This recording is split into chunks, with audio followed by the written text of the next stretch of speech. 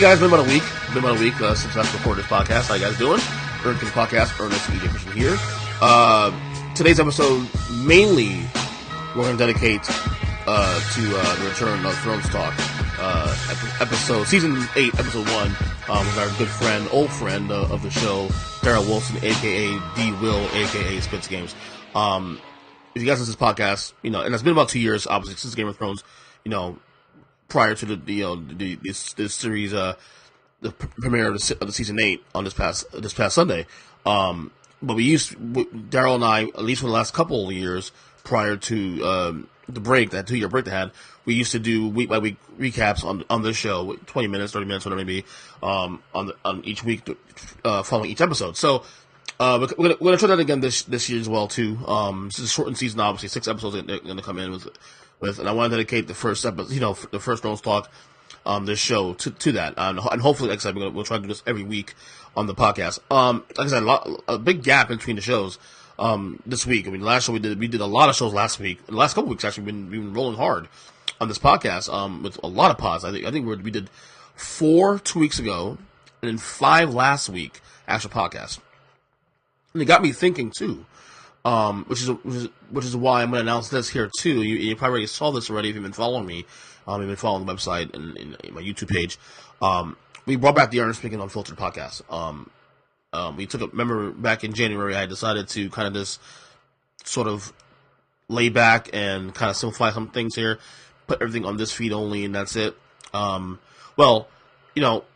desire to want to kind of be in the problem with, so I do this show, now these last couple of weeks are kind of a bit of anomalies. I don't typically do 4 or 5 a week. I try to keep it between 2 or 3, maybe even 1 or 2. I actually prefer to keep this show probably between 1 and 2 a week, if anything. Just kind of keep having, because these episodes, I like these episodes to be a little more evergreen to some degree.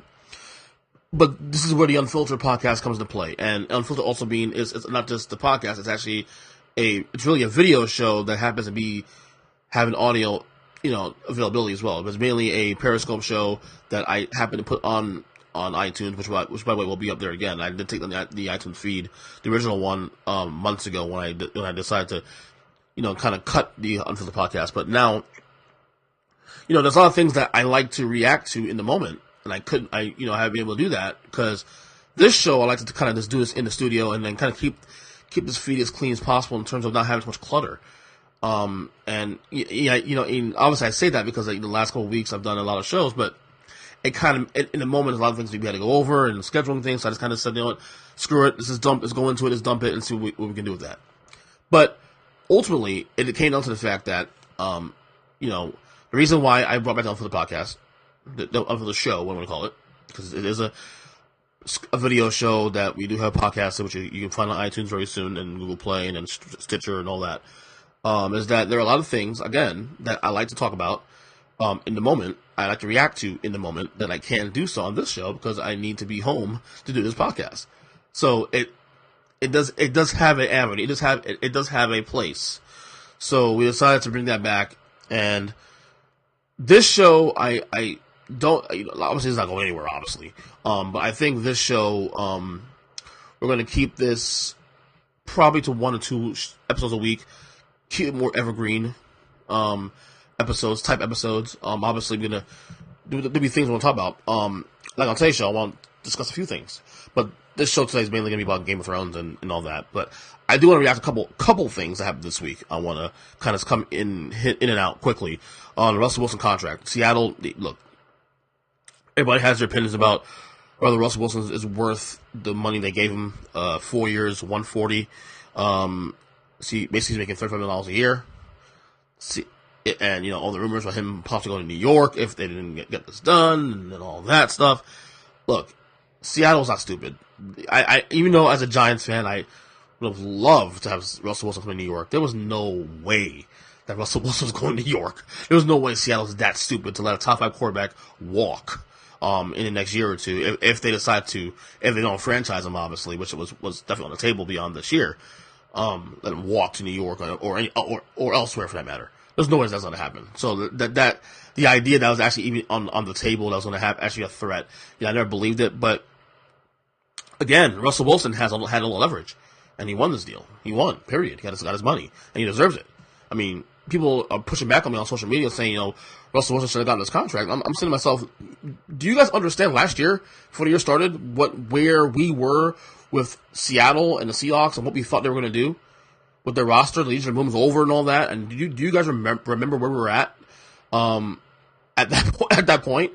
Do you guys remember that many people thought this team could win no more than maybe 6 games last year or 5 games last year? I said 8-8. And the only reason I even said 8-8 was because the fact that I believe Russell Wilson is that even a quarterback that he's worth that many wins. Both when the roster is so depleted and it's so young and it's a rebuilding year, so you couldn't expect them to win more than 8 games. And they even beat that. They even outkicked that coverage. They won 10 games last year and should have won a playoff game. Honestly, that Dallas loss in the wild card round was really on the coaching staff. not on Seattle. We just and there's not one person on the planet that disagrees with that take at all. So Russell Wilson deserves the money, and he and this is that. I mean, and by the way, I love the way he announced it. Him and Sierra, and it was kind of the on Russell Wilson like to do that. Announce it on the video with in bed with Sierra. But again, I think it was trolling folks. It's kind of Russell Wilson tends to be a lot more buttoned up. For a guy of his caliber, he's a very buttoned-up guy. That was a little more of a looser Russell Wilson, being a little more tongue-in-cheek to some degree. In bed with a beautiful woman, obviously, is his wife, Sierra. And that's that. He deserves the money. I mean, there's nothing to it. So there's that one thing. All right, number 2. I have 3 things on top. I want to hear it. Russell Wilson 1. Number 2, the Tiger Woods narratives. Obviously, Tiger Woods won the Masters on Sunday. Big story. And I was going to write a piece about this actually earlier in the week, but I didn't get to it because a lot of things came up last minute. But the Tiger Woods thing for me, honestly, I've always been indifferent when it came to Tiger Woods, in a sense that I'm not a fan, but I'm not a fan. If that makes any sense to you, I'm just indifferent. Like, I recognize he's probably the greatest golfer of all time. I mean, him and Jack Nicklaus, you can have your pick there, but obviously I recognize the greatness of Tiger Woods. But it's just funny seeing the narratives and people reacting post Tiger's win on Sunday. Everybody and all the folks who I remember doubting this guy 3 years ago, 2 years ago, that he's finished. Is that way another major? Maybe win another event. And now all of a sudden they're kind of just like back in the just back in the fold, back in his graces, back in this like, oh, Tiger, you're the greatest, and I never doubted you. And it's just kind of funny at the hypocrisy of people. I'm not talking about fans. I'm not talking about fans. I'm talking about folks in the media, peers of mine, people I know, who 2 years ago put out tweets and articles that Tiger Woods was not going to do anything. Again, he was finished. His back was done, and his career has become disgraced ever since 2008. And I was kind of, I was sort of rooting for him to some degree to come back, just because, and I guess a lot of my indifference to Tiger Woods is more so the fact that I'm not really even a golf fan. I don't really watch golf. I don't play golf necessarily either. So I don't have an attachment to the sport. But it does, Tiger Woods being interesting and being good also too, is good sports radio content. It's good media content for podcasts, radio personalities, TV, you name it. So Tiger Woods winning the Masters, it's a big deal. It's really a big deal. So, and I mean, congrats to Tiger Woods and all that. A lot of folks out there, overplaying, Tiger Woods and, this whole thing about, this dedication. And so there's a lot of dedication in what he's done and turning things around and just all the narratives around that. And I heard Clay Travis, tear up on one of his podcasts, talk about the moment with his kids. And I get, by the way, I'm a father, so I get that. But are we kind of overplaying that just a bit? Almost something like Tiger Woods now. I mean, like, Tiger Woods, is all of a sudden has become a good person because he won the Masters. Let's stop that. Tiger Woods has also become a saint because he won the Masters. Let's stop that narrative, please. But he's still great. He's still top 2 all-time golfers. And that's that. I mean, I'm not going to overplay it. Obviously, I'm happy he won the Masters. It's great. It's good. It's good content. Obviously, something to talk about today, which I am on this podcast. But let's not overplay everything else. Okay, so I'm recording this actually on a late Thursday night. So NBA playoffs, thoughts. It's gonna be kind of incomplete here because as I'm recording this, the Spurs and Nuggets are going through in the fourth quarter of their game. The Warriors and Clippers just started Game 3 as well tonight. So by the time this comes out, those games will have a result. A result I don't even know, what the result will be at the time this recording is over. But we'll playoff thoughts, of course. The Sixers just won their game actually tonight. Before I came on here, took a 2-1 lead. Against the Nets. Without Embiid, Joel Embiid didn't play in Game 3. Didn't matter. They still won the game. And good win for the Phillies, for the Sixers, obviously. A team, again, and I've been saying for a while that they are a interesting bunch because, to me, they have on paper, the best starting five in the Eastern Conference, but I just don't like that mix of players together. It's chemistry-wise, I don't know. I don't know. But the last 2 games, they've been phenomenal. And they scored over 130 points both games. So, Orlando and Toronto, that's a tied series now. Milwaukee, Detroit, that's 2-0. Milwaukee in control. They're going to sweep the Pistons when it's all said and done. The Celtics and the Pacers, interesting game. 2-0 Celtics lead. The Pacers had a chance to win game 2, but, obviously Kyrie went nuts in the fourth quarter, in the second half in general, and, Indiana, sort of just, got discombobulated late in that game. How does that you play a perfect 47 minutes and then the last minute in the game, you just 3 turnovers and nothing? I don't know. Boston, again, they show moments where they look like they should be out in the first round, but then the moments that they go in the East. On the Western Conference side, obviously 1-8 Clippers and Warriors. I expect the Warriors to win the next 3 games. Honestly, that was a great comeback for the Clippers in Game 2, but I think that was something that the Warriors will need to wake up. I know they're missing Boogie Cousins out for the rest of the playoffs. I don't think he matters, honestly. They won 3 titles on Boogie Cousins, they'll be okay. But the Warriors, they should win the next 3 games and finish the series off. Like I said, Nuggets and Spurs will know the results of that. Right now it's 1-1 as of this recording. 3-6. Portland is just beating the living hell out of Oklahoma City.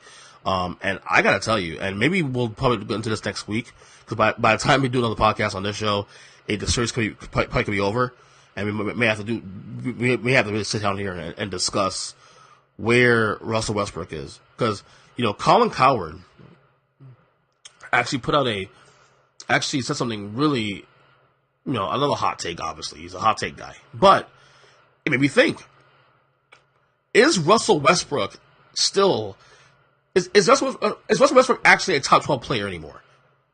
Obviously you say that, you think, oh yeah, of course he is. But then you run down the list of players, the Harden, LeBron, Giannis, Embiid, it makes you wonder, well, maybe he isn't. At this point, I'd rather have Damian Lillard over Russell Westbrook. Yeah, I know, triple-doubles, I get that.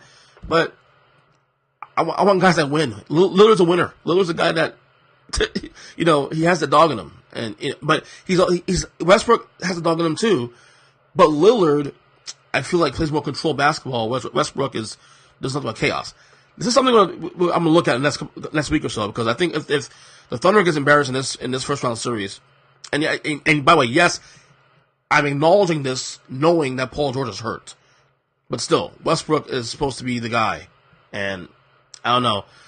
Much as I love the guy, I've said all along that I find it hard to believe to win championships with this guy is your number one guy, your number one main cog. 4-5. Houston, Utah. Houston's, oh my gosh, wow. I mean, Houston's probably going to end up going to Golden State second round. Well, I mean, the way things are going, that's going to be a phenomenal second round series, because Houston right now looks really good. As long as they're healthy, and I think actually for Houston's sake, I think it might be better that you play Golden State early, because you can almost guarantee to be healthier earlier than later. I can almost guarantee Chris Paul will be healthier now than he would in late May. So maybe you want the Warriors now. Especially now, considering they lost the game to the Clippers, they're a little more vulnerable now. I don't know, if I'm the Rockets, maybe I want the Warriors a little earlier. So, that's my thoughts so far on the series. on the playoff series. Obviously, as I mentioned on the top of the show, the Unfiltered podcast is back, and we're going to obviously that'll be a little more in the moment. So if you want to follow that podcast, the YouTube page, and the Periscopes, obviously, I'll react to those games or those those games and on those specific days in the moment more so than on this show. Yeah, this will be a little more of an evergreen type of podcast, which I'll keep it that way anyway. That's the goal. So, but anyway, that's out of the way now. We got all that out of the way. I don't think there's any other house cleaning here I wanted to get into on top of the show. So let's bring in D. Will and talk some Game of Thrones, man. It's back, baby. Okay, welcome to another segment of first segment in 2 years of Thrones Talk. Of course, with our guy Darrel Wilson, my man, aka D. Will. D. Will, what's going on, man? Long time? AKA Spitz Game. AKA Spitz Game, that's right. Man. It's been a while. It's been a long wait. And what's been the most interesting about this wait is the last time we did this show, like, the show had, like, a cult following. You know, like, there were people who watched Game of Thrones, and, like, there's people who didn't understand what the hell was going on. Mm-hmm. And, like, since the last time, like, I feel like it has gained, like, a larger following of people like, oh, this is the last season? Oh, let's all binge watch the first 7 seasons and see what all the other people were talking about. So I think it's cool that other people are starting to catch up and we can have, like, a bigger conversation about what's happening on the show. And it's a lot more enjoyable when, like, everybody knows what's going on. They call that a bandwagon, though, Darrel. Yeah, I mean, it's more enjoyable that all those bandwagon people are finally caught up, so we can say, "Oh man, like you guys are late. Like you should have been up on this, man." But whatever's clever, man. Well, I'm glad there are people on it. So let's be clear, though, excluded from this conversation. They got a break. Folks got a break. Dude, I got the biggest shock of all on this show. My mother started watching this show a month ago, and actually caught up in time for the season opener on Sunday. Like, and my mom. This is not a show she'd never watch. I mean, she's a Christian woman, kind of, more on the conservative side. I'm like, Mom, you'll never like this show. Trust me. All of a sudden, I get a phone call. That's awesome. All of a sudden, I get a phone call. She's like, guess what I'm doing? I go, I'm watching Game of Thrones. I go, how far are you into it now? It goes 3rd season. I'm like, wait, so not only did you start the show, you actually lasted this long? Does your mom listen to this podcast? Hi, Mom. No, not really. Not normally, anyway. Sometimes I may get a shock. I may make her do it now just because he said that. But the fact that she's watching this show, like my dad watches the show. My dad, of course, he's a HBO, whore, so no big deal. So am I. But my mom watching the show, I think that spoke to the people want to be part of this. And the thing, I'll get into the show episode in a second. But I think one of the things that the reasons why this is so big, and I tell people why to appreciate it, is this is pretty much the last show we have anywhere, the last event show we have now. I mean, you and I are around the same age. We were raised, remember when Cosby was on the event show back in the 80s? Every Thursday at 8 o'clock, you had to be in front of your TV, watch the Cosby show, or any show of that nature, whatever it was, ER, whatever it is. Game of Thrones is the last one absolutely. That the masses feel like they have to watch it at the same time. This one, and I think the only other one I would even consider putting in the conversation is The Walking Dead. Even though I'm not a fan of that show, for the record. Not gonna lie, but there's a large Insecure following, Insecure and Atlanta following as well. There is, but is the following not like big? This? But not this magnitude. Not only that, but I have to watch the episode when it comes on in the moment. Is there a 9 o'clock? I got to put my TV at 9 o'clock, no matter what. I don't think they have Insecure. You can watch the next day and feel like you didn't miss anything. There's no water cooler talk in the way that Game of Thrones has it. I think I treat Game of Thrones like a sports event. It is. I didn't watch any basketball when this was going on. Yeah. Last night. Yeah. At all. So you watched twice already, right? You told me you watched twice. I watched it twice. Oh, by the way, before we get started, also since you've been gone. You have added another child to the Wilson staple? Yes, we have. We did add a beautiful baby girl. Congratulations, named Emma. So thank you. So I'm back to getting no sleep. Not only that, but God, I mean, I know the feeling. Trust me. We're done at 2. That's it. 2's enough for us. We're good. But I'm not trying to discourage you because my second son, Logan, he's a terror. I love him to death, but he's a terror. He's destructive. So, but I don't think Emma will be that way. Maybe she'll be. You got to get a girl, man. No, we good. No, dude, we're good. Be good. No, I'm good. My wife's one that's like saying like, we're good. Like, okay. Oh, she's saying we're good. Okay. Good. Yeah. It gives me a lot more confidence now because before there was that whole cliffhanger. Well, will we try for a girl? Will we try? But she's like, nah, I'm good, man. My 2 boys are fine. Okay. If you say so. So, anyway, all right. Let's get to unpacking some of the stuff.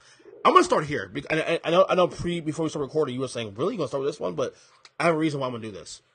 The episode actually ends with Bran and Jamie seeing each other for the first time since the very first episode of the series when Jamie pushed Bran off the ledge, off the not the building obviously, but I don't know what you call it in that time when he caught Jamie and Cersei having incest sex.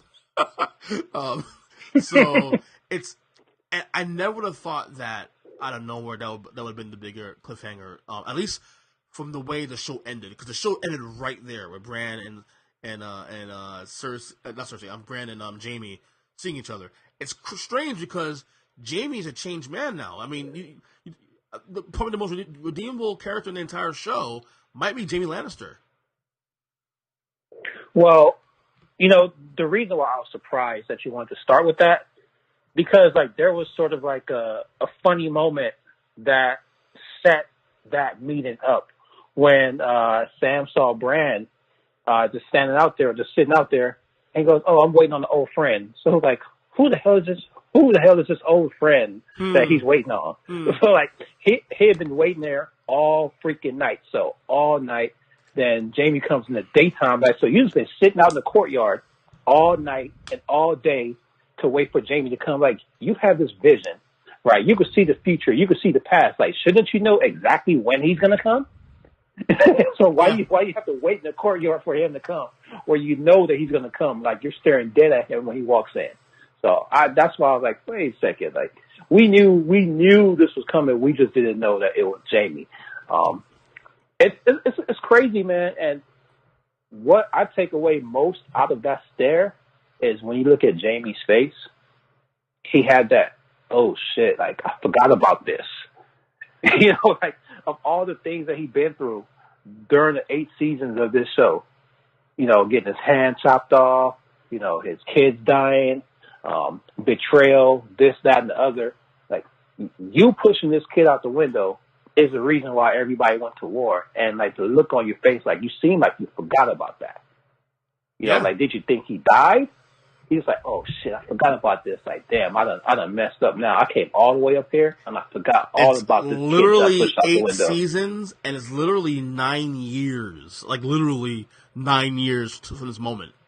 That's the sick part. Like, it's the show debuted 2011, 2010, whatever it was. 2010 probably, I think it debuted. So this is the 2009 first time, maybe, yeah. And this is the first time that these two have seen eye to eye. I mean, it's truly, if you're a fan of the show, and it's kind of funny too, also because for us being part of the of this world and watching this show as long as we have, and I know I got into the show pretty early. I'm sure you did also too. I got into the show around season 2. When it was on live. I think you probably got around the same time, right? I'm assuming. I got it right before season 2. I like at the end of season 1. Right. So then I saw like the last episode of season 1. Then I started binge watching season 1. So. Right. And you know what else though about this meeting though, Ernest, is nobody knows what happened. Right. You know that, right? Like nobody knows what happened. So like he wasn't able to talk. Like he was paralyzed. He was in a coma. Like he didn't have a memory of this when it happened, so he wasn't able to verbalize to anybody, "Oh, I saw Jamie and Cersei scrolling in the tower, and he pushed me out the window." Like he wasn't able to tell anybody that, and like nobody has discussed it like at all. Like even Jamie and Cersei haven't even discussed it. So like, is Bran gonna spill the beans? Like it doesn't seem like he's gonna spill the beans right away because when you look at the trailers, like obviously Jamie's still alive fighting a battle somewhere, but like why is he gonna spill the beans? So it's interesting that nobody knows what happened except for these two people and Cersei. Wild. Again, Jamie is. I mean, this is not even an opinion. This is a fact. He's the most redeemable character of the whole show. In fact, he's gone from being that evil guy within the Lannisters to now being a guy that's actually is probably is more likely going to be against his sister now. And I mean, obviously, we'll get to the notes here about what's going on. But this wasn't the only reunion that happened on Sunday. Sansa and Tyrion meet for the first time since Joffrey's death. As you know, the Tyrion, Sansa and Tyrion were married, right? Am I mistaken? Yeah, they were married. Yes, they were married. Yes. They last left each other on good terms. You know, because Tyrion was always respectful. You know, he didn't mistreat her. He always made sure that he protected her. Gave her her space, let her do whatever she needed to do. You know, she even picked up his mug when Joffrey tossed it on the floor. Yep. You know, they left each other on good terms. So it kind of it had to be like a dagger to his heart when she told him like, "Hey, like you are once the most clever person I knew." Yeah. And if you remember from last season, Tyrion has been on sort of like a streak of bad luck when it comes to giving advice. A little bit, you know, like Tyrion was the man for a long time. But then Daenerys left the pyramid or wherever they were staying at, and the whole city went under siege by a fleet. So that's strike one. Strike two, he came up with this whole plan to take Castle Rock, and he got played. Strike two. And now this, like, you're telling everybody in Winterfell that your sister's about to come help you? Like, this is strike three. Like, Tyrion's about to die, dude.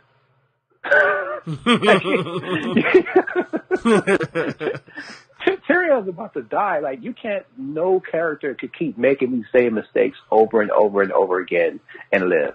So after Tyrion had that conversation with Sansa and Sansa walked away from him, like, he looks down and what does he see? He sees Bran giving him like the death stare. Like Bran is looking up like, "Oh, you poor little dwarf. Like, you don't even know what's about to happen to you right now." And it's funny. Yeah. And it's funny because if you look at Sansa and Tyrion compared to when they last met, you know, Joffrey died in season 3, maybe 4, I believe. You know, the difference of where they're in their lives now. Sansa was a more weaker character. Tyrion was still obviously he's not a weak character now, but he was definitely a lot more in a prestigious role at the time. And now sort of changed a little bit now. Sansa's now, the Lady of Winterfell and very strong, mature, was gone through a lot, strong woman. And Tyrion is, as you just said, a lot of bad luck in recent seasons. So yeah. It's kind of fitting, kind of weird. He's still in a good place, right? But yes. The situation, the situation has not been in his favor. He's losing his clout. Like, he's definitely losing his clout. He spoke out of place. Back to the whole meeting inside Winterfell where he just jumped up in front of everybody, like, "Oh, we all need to fight together. My sister's coming." Like, dude, nobody up here likes you. Yeah. Why are you talking and trying to save Jon when nobody in that room likes you? Like, literally nobody except for Daenerys. Like, she's the only person that likes you. Then you're trying to speak up. No, man, that's just a bad move. Hey, man, women back then were like, catty as hell. Come on now. Another meeting that happened was Arya and Jon Snow met by the tree for the first time in years. He had a little family reunion.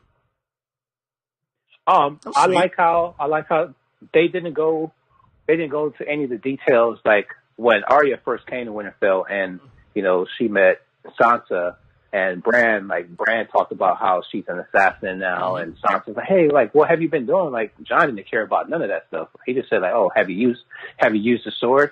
And she was like, "Yeah, once or twice," but like they didn't get into any details like whatsoever. I thought that just like showed Jon's character. Jon's like, you know what, like there's something going on. You know what I mean? Like, I'm not even about this small talk right here. Yeah. Yeah, I mean, it was cool, man. A little corny, but it's cool. Again, catering to the mainstream fans. Here's one thing I've also noticed too that got me on this episode.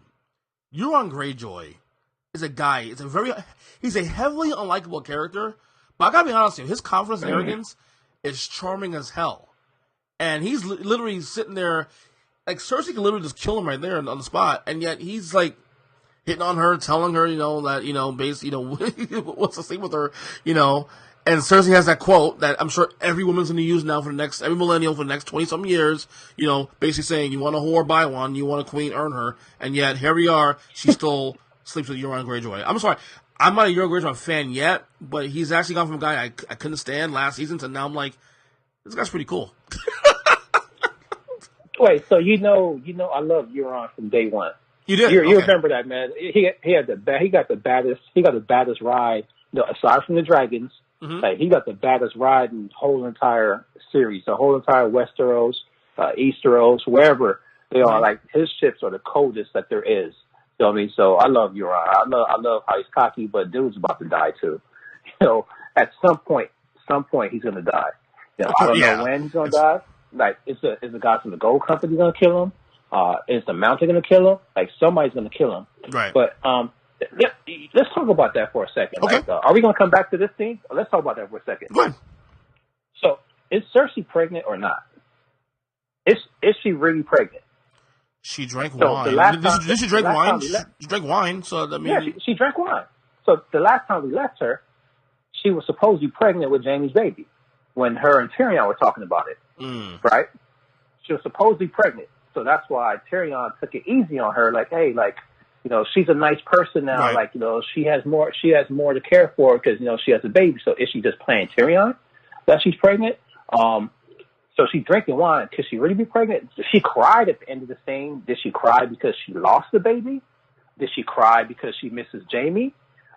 He said he was going to put a prince in her belly. So was she just using him to make him the baby daddy in everybody's eyes? So people will be like, oh, she slept with her brother again. Like they're having another kid. All the rumors that went around, during the whole course of the show that, Jaime and Cersei had all these kids together. So is she just having sex with him to be like, oh, okay, this is a legitimate prince in my belly, and this isn't something for my brother? Like that's like the one thing that I was thinking about, like, hey, what's going on with this? Like, why did she do that? Was she just horny? Like, she hadn't been getting any in a long time, so she just gave it up to him? Or, like, what's the deal? All things that to be considered. No, all things there to unpack, all things to be considered. A lot of things being considered there, honestly. I mean, all legitimate points there. She drank wine. I don't think she's pregnant. I'm just going to use common sense. These writers are pretty good. They're not that stupid. They're not going to have a queen that's drinking wine while pregnant. Come on. That's a pretty good detail to kind of point out. I mean, it has been said that red wine, doesn't hurt pregnancy. So, I mean, it does what? Red wine doesn't hurt pregnancy. Does hurt it? It doesn't hurt it. Oh, well, damn. Well, read that somewhere. Yeah, right. I read that somewhere. All right. This is the next scene here. Our guy Bronn hanging out with 3 prostitutes. Then is interrupted by Qyburn with a request from Cersei that she wants Bronn to kill both Tyrion and Jaime with the crossbow that Tyrion killed her father with. First of all, if they don't die. If the dead doesn't kill them. Right, true, right. First off, Bronn with the 3 prostitutes, obviously that's typical Bronn. That's par for the course for the guy. He's hysterical, dude. I love the guy. Yeah, I love the guy. They made him a real lovable character. Mm-hmm. I don't know. Like, is he going to follow through with this request? Like, what's really important to him? If he chooses the wrong side, if he kills his brother, then Cersei ends up dying anyway. Like, who's going to give him a castle? Mm-hmm. Who's going to give him a castle? Who's going to give him all the money if he chooses the wrong side? That's true. So why not just kill Cersei and just end it all? That's true. And that's again another. This is the one show that has plot within plot within plot within plot within potential plots. It's so sick. Also, the best part of that scene, Qyburn says one of the girls will be dead in a year. Because of Pox. Yeah. Braun asked which one. He's like, which one? Which one? He walks away. Another scene here I want to unpack that's actually pretty another reunion. Not as widely gapped, of course, but Theon arrives to save Yara, who then proceeds to knock him down. Oh man, yeah, I hate that guy. Oh, I do. Me too. Yeah. Who proceeds to knock him down with a head smash before helping him up and sailing away. Theon's all he can to kind of, correct the misgivings of before. You know what Theon is, man? Theon, the pussy. We said on the show before. He's a pussy. He's a classical poser too. Mm-hmm. He's a classical poser. Like, he comes in and he talks a big talk. Like, he's the type of person that you have hanging around you, and that will just get you killed. Because you think he's going to have your back, you think he's going to do something well, but then he's a coward. Like, I really can't stand the guy. So like, what is your point now? Like, what role are you trying to play? Right? You're actually going to go back to Winterfell, where you held the whole castle hostage.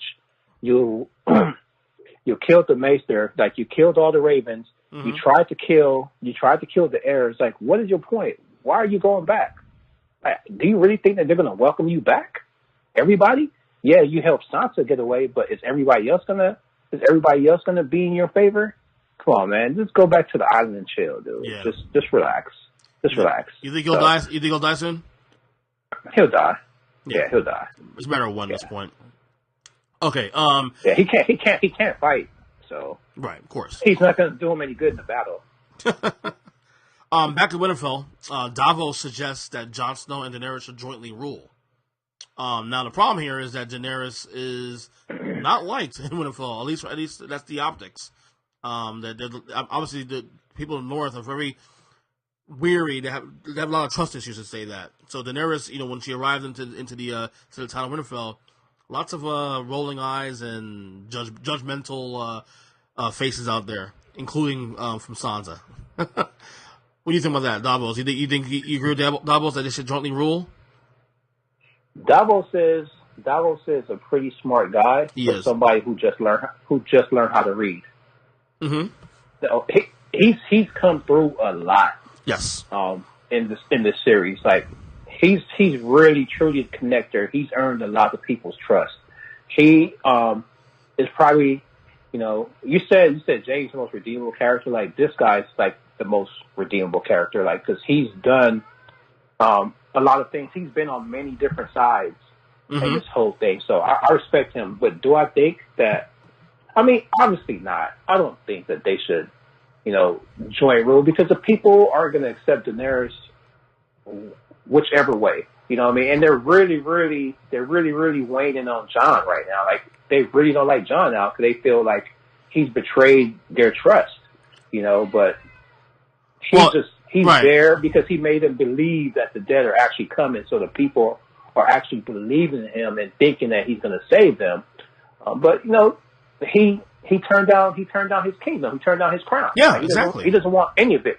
So, like, why would they stand behind you? They definitely don't want to stand behind her. And the thing is, what good is a crown if you're gonna be dead? If the dead's gonna come and kill you, he's trying to do this for the better good of all people. I mean, it's a short-sighted thinking. That's why these towns are always gonna have issues. Now, one of the things about this episode, I kind of appreciate it, but I kind of, because of the mainstream nature of the show now, there was some corniness in the show. Jon and Daenerys going on the dragons together, what I call a dragon date, kind of like The Bachelor to some degree. But we get a clue on this too, that because basically the only way a dragon respects you, they let you go on a take somebody on a dragon is if they're Targaryen. And Jon Snow, no problem on a dragon. So that's a big clue that Jon Snow's a Targaryen. What'd you make of the dialogue when I need a Southern girl, keep me warm, that kind of thing, kind of corny Dialogue between Jon and Daenerys on that scene. That whole thing was corny, but it it's crazy that they snuck away. Like Daenerys, like, you know what? Let's get away from here. Let's go somewhere else. Let's go have some sex. Like that's pretty much what they did. Go bang her aunt. Yeah, you know what I mean. Like so, they cut that whole part. You know, they just showed them making out, but they cut the whole sex part out. Like, you know, they went and did it. But back to the point that you said earlier about, you know, the dragon letting people get close to him if they're a Targaryen. Yeah. So let's come back to my theory from a couple seasons ago. Right. Which is Tyrion is a Targaryen. Why? The dragons let him walk all up on him in the pit and unchain him and did nothing to that man. Right. Absolutely nothing. Absolutely nothing. So when this is all said and done, remember I said this like 3 years ago. Tyrion is a Targaryen. Now, you said on this show too. Back to yes, no, if he doesn't die soon, he's gonna come out on top. If he doesn't die soon, that's all I'm saying. That's all I'm saying. Yeah. So basically, you're saying Tyrion's Targaryen, Jon Snow's a Targaryen, definitely, and Daenerys, obviously, Targaryen. Yes, sir. Okay. Yes, sir. Later on, Sansa and Jon argue over Jon Snow abandoning the crown. Again, I get her point, but Jon is doing the greater good.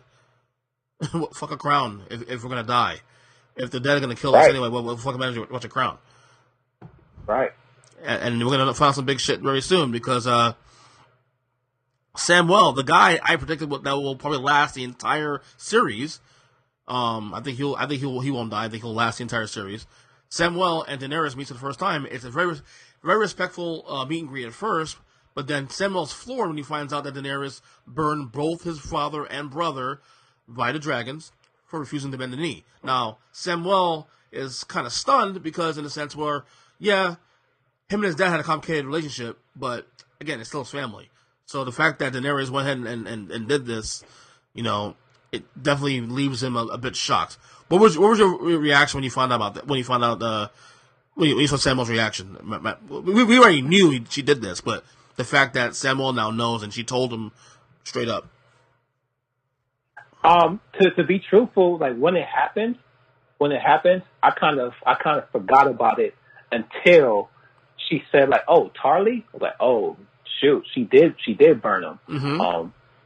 But I thought it was cool that she was so stone cold when she said it. She was like you saw that she really didn't want to say it. Well, you know, they didn't want to bend the knee, so bye-bye. Right. Yeah, your brother too. Peace. Yeah. Like, what you got to say about it? He was I think he was more hurt about the fact his brother got more than his father. Right.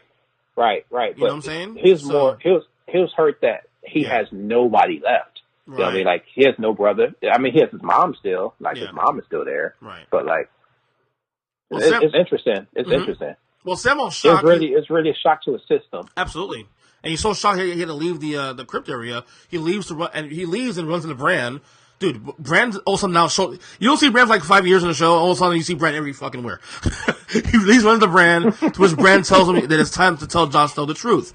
What truth? Well, we'll find out now that Samwell goes to the crypt, runs to Jon Snow, they hug, you know, whatever. First time in a couple of years they see each other in a darkened crypt next to a statue of Ned Stark, to where Samwell tells Jon Snow that, you know, he is the heir to the throne, he is a Targaryen, and he didn't say those words, but you're fucking your aunt.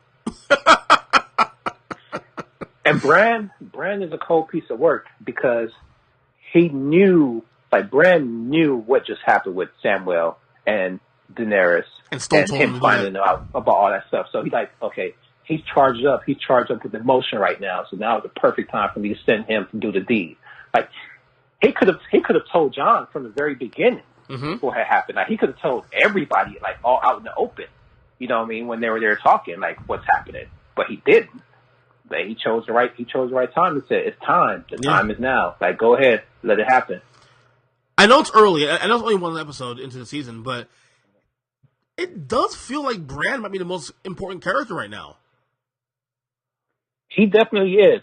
I have a beef with Bran, though. I want to get to that. He's creepy. I want to wait to the very last. I have a beef. You know, I have a beef with this show. Every single episode, I have one major beef with, where I think something could have went differently, director wise. So I'll say that for the end. Okay. So we're almost there anyway, so you can say it now if you want to. Okay, now? All right. Yeah. My beef with Brand, right? So the last big beef that I had, if you remember, was how the fuck did they pull the dragons out of the water? Right. Right? So you remember that part. Like, the whites aren't supposed to get inside the water. Mm-hmm. So who went inside the water and put the chain on the dragon? Now if Bran could see everything, right, he knows what's going to happen. Why did Bran let little Ned Umber go to the heart to die? Why? He's like, oh, we need wagons for my people. Okay, let me send all these wagons. Let you go get your people so they can march back over here. Like, Branch was like, wait. Don't send him over there. The Night King and all the dead are over there. Like, don't send him over. Don't go, Umber. Don't go. But he didn't do any of that. He just let the kid go and die. You know what I mean? Maybe we'll know more of that in the season to come. One of the theories out there is that Bran is a Night King. I don't believe that. That's one theory out there. I don't know if you've heard that theory, but that's one of the theories out there. I like that. That makes no sense. That makes no sense. Why do you say? Is he just it?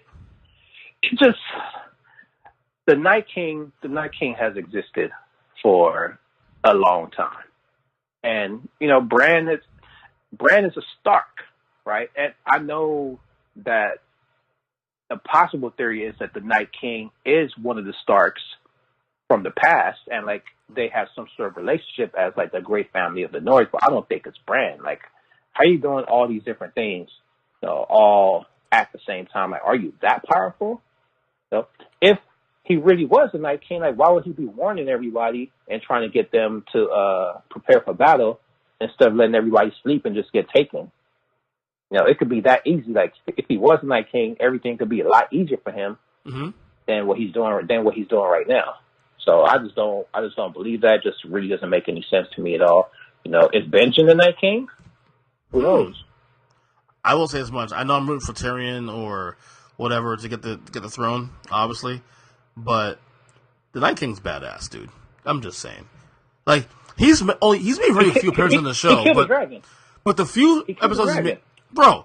The last season and the year, him on that fucking dragon, the ice dragon, like, what? What? I'm sorry. He's been in the show very few times. Like maybe three appearances on the show, maybe 4 tops. But the appearances he's made, man, God, he's badass. And he's riding his dragon named after Daenerys' brother. Whoa. Coincidence. I didn't know that. Viserys. Yeah, I didn't even tie that too. Wow. Shoot. He's riding the dragon named after. And he kept on saying, I remember early in the season, well, I'm the dragon, like, don't anger the dragon, da-da-da, I'm the dragon, this and that. So, like, yeah, you're the dragon. Yeah. That's Viserys. That's the dead dragon. So, all right. not only did Viserys get the gold crown put on top of his head, like, Viserys is a dragon that died. All right, before you go, what do you expect with episode 2? What do you expect? Because obviously this episode, and by the way, one of the things that pissed me off after the episode was this. People complaining about, oh, there's no action. It was just too much talking. There's no action. I'm like, dude, the table setting in this episode was amazing. Don't ruin it with the bullshit about not enough action. You'll get the action. Trust me, there's a lot of movie-like episodes coming up. Like, relax. There's a lot of time for that. Well, you missed the reunion. Which one? You missed the Gendry and Arya reunion. Oh, right. The flirtation. Yeah.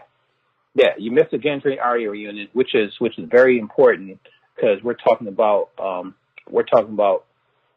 lineage, like who belongs on the throne. Like, is it really a Targaryen or is it a Baratheon? Which is Gendry's a Baratheon, but I don't think he wants the throne. But he's like the key person in this whole thing because he's the one forging all the weapons to kill, the Night King, and he's forging this badass weapon for Arya, which is one of the things I want to talk about. Arya has like the biggest arsenal in this whole show. Like, she has a dagger, she has that sword. We saw her in a preview with the bow and arrow, and whatever this thing that Gendry's going to make for her looks like some type of long staff with the pointy ends. It reminds me of like the sticks that she was fighting with when she was with the Faceless Men when she was training. So that's I'm expecting out the next episode, Jamie Lannister's he's gonna have to prove he got some explaining to do. He got some explaining to do. Like, what are you doing there? So that's gonna be the main thing that happens in the next episode. Like, obviously you see a lot of people kissing each other. Like, you see Miss Sandy and Grey Worm kissing each other. Like, you know, there's a whole bunch of stuff going on. But, you know, we all know that the battle isn't going to start until episode 3. So I think, like, episode 2, who knows what's going to happen. It's going to set up for the battle, but who knows what's going to happen, really. Oh, by the way, two things I want to explain real quick before you go. Two things I want to bring up. The dialogue between Varys and Tyrion in the opening scene, talking about balls and freezing balls. That's amazing. amazing. Also the scene also with the kid on the wall, that I believe was a kid from the intro. Yeah, that's Umber. Yeah, no, that's not the kid from the intro. That's not the kid. That's not the same kid. So it's not the same kid. Okay, that was a debate in the house actually, my wife and I. No, that's Ned Umber. Okay. So all right. So let me explain this to you. Yeah. The kid on the wall was the kid that they sent back to the castle to get his people. That's what I just mentioned when I said O'Brien let this kid to go back to the castle and die. So when they were in the hall, Sansa said, Lord Umber. Then he like stuck his head out of nowhere. She said, well, where are your people? It was like, oh, my people need supplies. Like, we can't come. Like, that's that same kid. So Bran let that kid go. Yeah, so that's not the same kid that was running at the beginning, at the intro. Okay. Trying to hop on. It's completely, that's just like some no-name kid. But it's the kid that was talking to Sansa in that scene when they had the meeting. Right. That's what that is. Right. So the Night King got them. Wow. Jeez. Yeah. Got him.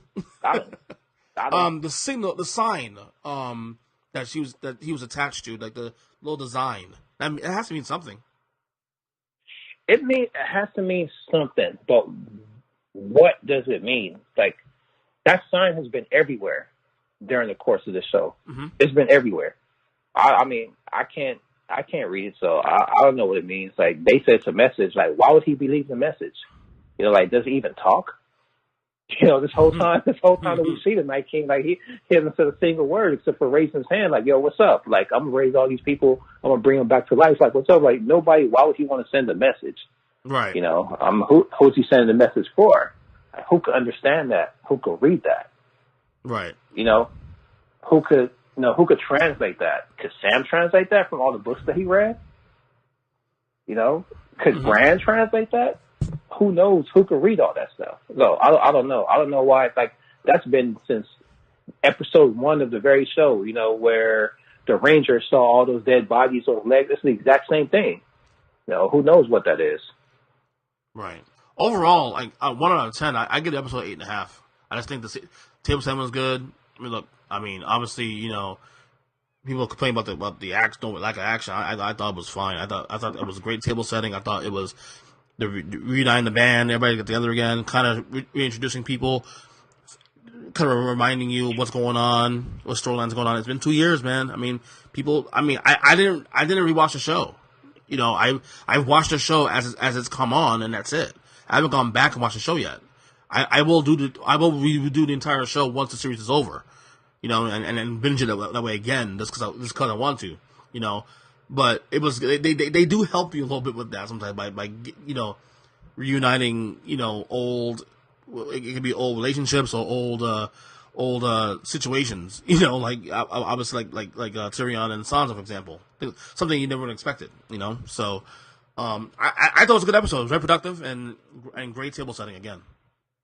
I agree. The dialogue is what I like most about the show. Yes. Like, it's not even like the fighting is cool.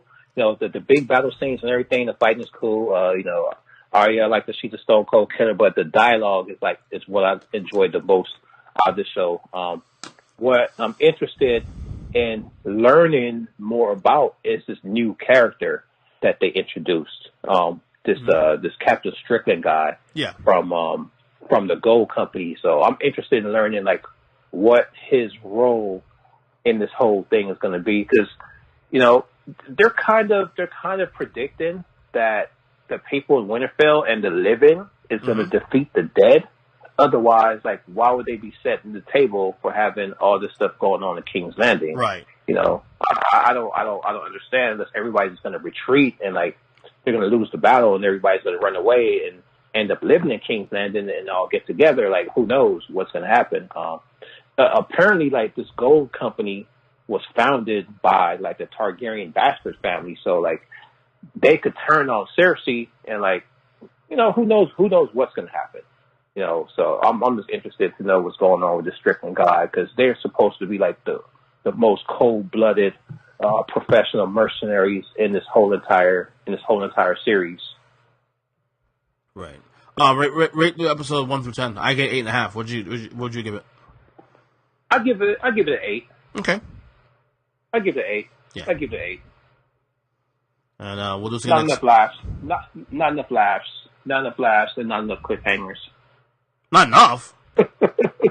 Not enough. There could have been more. Really? There could have been more. It's just that the buildup of this show was so much. I expected like a 90-minute episode.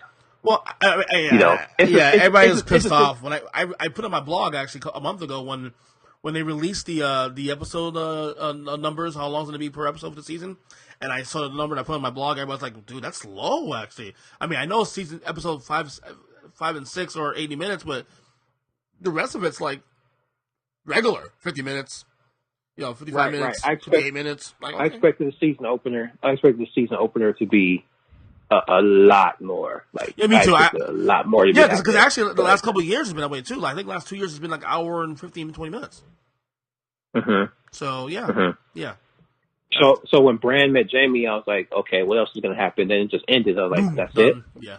Like that's like my only disappointment, because I thought there was going to be just a little bit more than that, just a little bit more. Do you think they'll address their issues on next episode?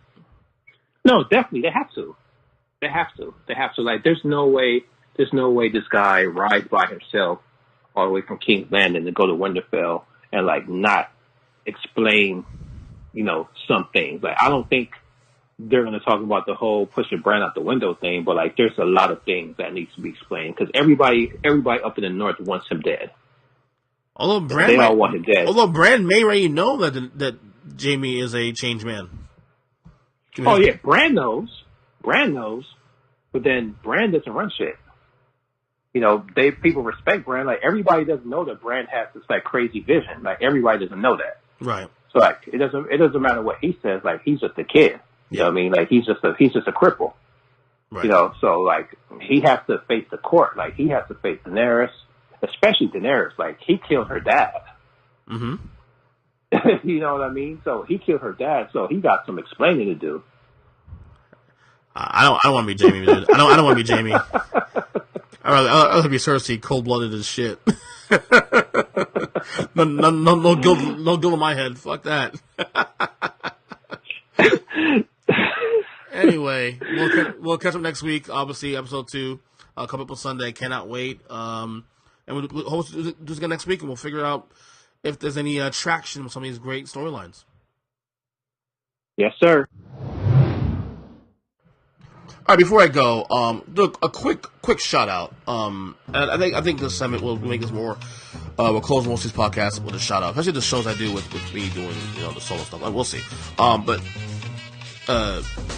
quick shout out. I know we talked NBA on the top of the show, but Ben Simmons really pissed me off early in the week, because after game 1's loss to, and obviously it feels like a long time ago now with Philly winning the last 2 games by freaking 1 million points, blowouts and whatnot. But Ben Simmons did piss me off after game 1 on Saturday, last Saturday rather. And it's funny because I never ever defend Philadelphia sports fans. I think they're some of the craziest and nuttiest people on the planet. Obviously, being a fan of the Giants in football, and whatnot, and a fan of the Mets in baseball, obviously I deal with them, quite often as rivals. They're passionate, yes, I'll give them that. They're passionate. I'm friends with a few Philly fans, obviously, out there who, actually, I'm pretty lucky. There's some nice ones, but overall, the Philly fans that, through the years I've grown up with, being a being a hardcore sports fan. Now, obviously, an adult, you don't really take those things seriously anymore. You obviously mature, and sports, especially when you're in the media, now especially you kind of have it's kind of like that glass in between fanhood and kind of being unbiased. And while I do have my favorites in terms of the team I root for, I'm able to speak on those teams, my team, even as an unbiased source. Look how I ripped the Giants last couple of years. Look how terrible they've been the last couple of years. But the thing is here, I got to defend Philly sports fans here, because after the Sixers lost Game 1 to Brooklyn, shockingly, they were booing, and Ben Simmons had comments. He had some comments, basically telling the Philly sports fans that, if you are going to come in and boo, go on the other side. And that really bothered me. That really bothered me. Like, Ben Simmons came off as an entitled ass in that moment. Like, these people paid money to see you play, number one, okay? And you guys didn't play well. So, of course they're going to boo you guys. You guys play like absolute shit. Why are you mad about that? If anything, take that as motivation to play better next time. Now, obviously, they won the last 2 games, so there's nothing to really be pissed about anymore. But I get so bothered. Like, it's one thing if, like, fans are just being... And look, the fanatic dynamic, I get that. But in this case, it was warranted. In this case, it was warranted. And for Ben Simmons to just kind of, pass the buck, if you will. Like, that's the way I saw it. It's like Ben Simmons blaming the fans for why they lost and the reaction. How about this being self-aware and being and this kind of being taking ownership of your loss in a moment? We didn't play well. The fans deserve to boo. That would have been the proper thing to say. It's like, the fans are pissed off and they deserve to feel the way they feel because we play absolute shit. That's been the proper response there. And Ben Simmons dropped the ball there.